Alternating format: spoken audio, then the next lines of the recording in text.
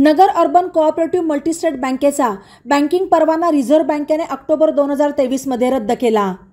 त्यावेळी तत्कालीन अध्यक्ष अशोक कटारिया यांच्यासह काही नव्या संचालकांनी बँकिंग परवाना पुन्हा मिळवण्यासाठी प्रयत्न चालू असून दिल्लीतही जाऊन संबंधित अधिकाऱ्यांची भेट घेतल्याचे सांगितले होते। संबंधित संचालक मंडळाने 330 कोटींच्या कर्जाची वसुली केल्याचेही दावे करण्यात आले, परंतु हे सगळे दावे फोल होते। सर्वसामान्य सभासद आणि ठेवीदारांची दिशाभूल करणारे होते।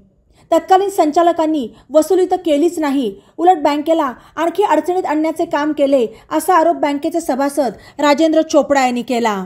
कर्ज मुद्दल आणि त्यावरील व्याज मिळून 30 एप्रिल 2024 अखेर बँकेला 904 कोटी 93 लाख रुपये वसूल करायचे आहेत। बँकिंग परवाना रद्द झाल्यानंतर बँकेवर अवसायक नियुक्त करण्यात आले। अवसायकांच्या काळात आतापर्यंत 13 कोटी 4 लाख रुपयांची वसुली झाली असल्याचेही चोपडा यांनी सांगितले। तत्कालीन चेअरमन माजी खासदार दिवंगत दिलीप गांधी यांनी आपल्या बगल बच्चांसह 113 वर्षांची परंपरा असलेली बँक धुळीस मिळवली। या भ्रष्टाचारावर पांघरुण घालण्याचे काम त्यांच्यानंतरच्या संचालक मंडळाने केले।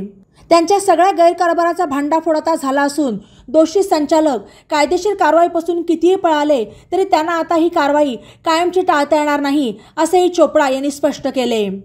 बँकेमध्ये झालेले आर्थिक गैरव्यवहार हे बँक बचाव समिती सदस्यांनी जागरूकपणे आणि सातत्याने केलेल्या पाठपुराव्यामुळेच उघडकीस आले आहेत।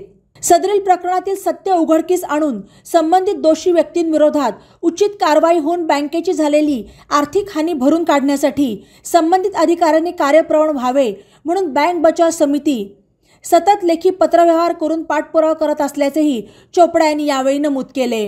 बातम्यांसाठी ई नवा मराठा यूट्यूब चॅनलला सबस्क्राईब करा आणि बेल आयकॉनवर प्रेस करा।